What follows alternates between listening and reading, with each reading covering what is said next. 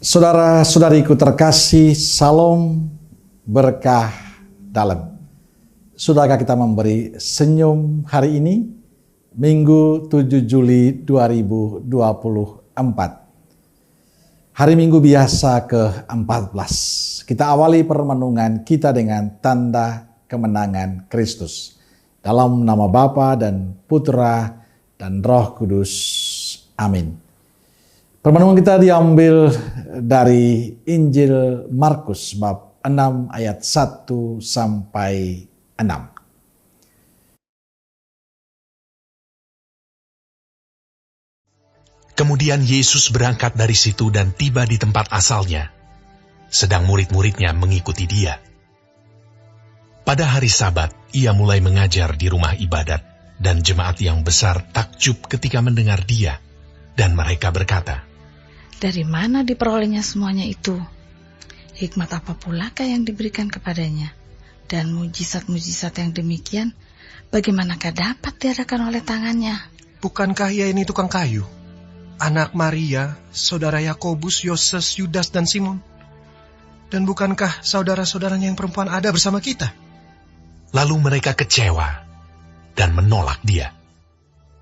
Maka Yesus berkata kepada mereka, "Seorang nabi dihormati di mana-mana, kecuali di tempat asalnya sendiri, di antara kaum keluarganya dan di rumahnya." Ia tidak dapat mengadakan satu mujizat pun di sana, kecuali menyembuhkan beberapa orang sakit dengan meletakkan tangannya atas mereka.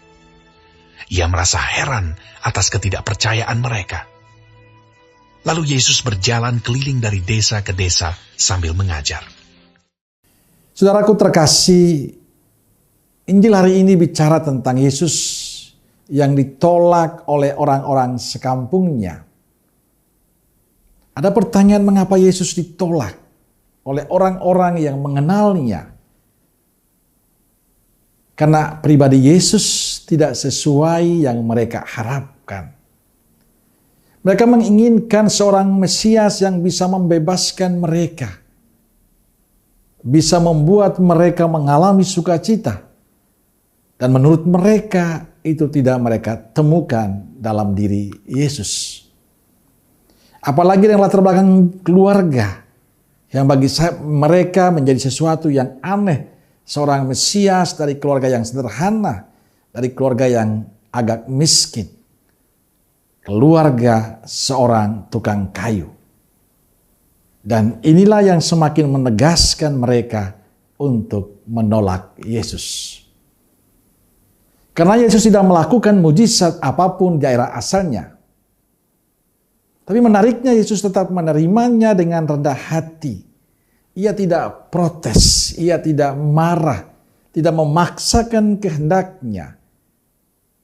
Ia menghargai apa yang mereka pikirkan dan mereka harapkan. Saudaraku terkasih, dalam kehidupan kita banyak kita jumpai sikap yang ditunjukkan orang sekampung Yesus.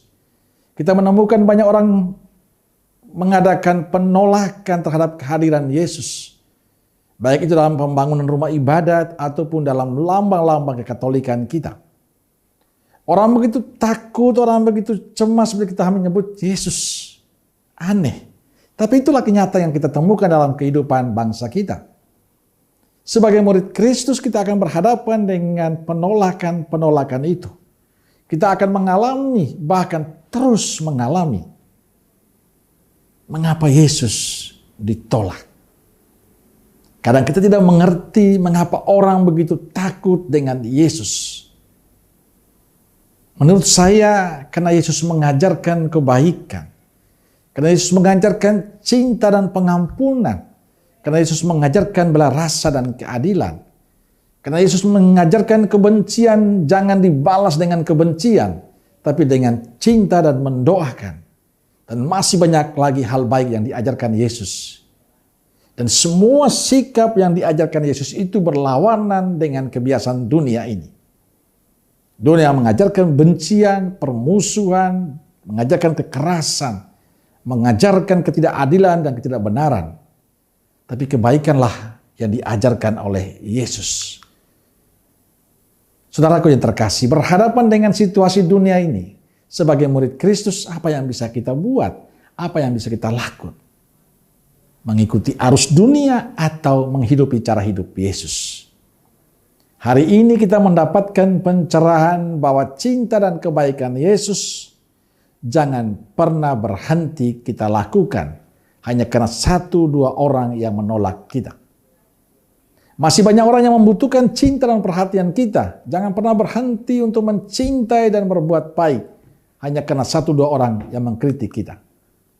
Inilah saatnya bagi kita tunjukkan bahwa kita sebagai murid Kristus dengan terus berbuat baik dalam kehidupan kita. Walaupun karena perbuatan baik itu kita akan menerima penolakan, tapi tetaplah berbuat baik. Dan itulah ciri khas murid Yesus. Amin. Semoga Allah yang Maha Kasih memberkati saudaraku sekalian, Bapa, Putra, Roh Kudus. Amin. Roh Kudus Nazaret, doakanlah kami. Amin. Berkah dalam.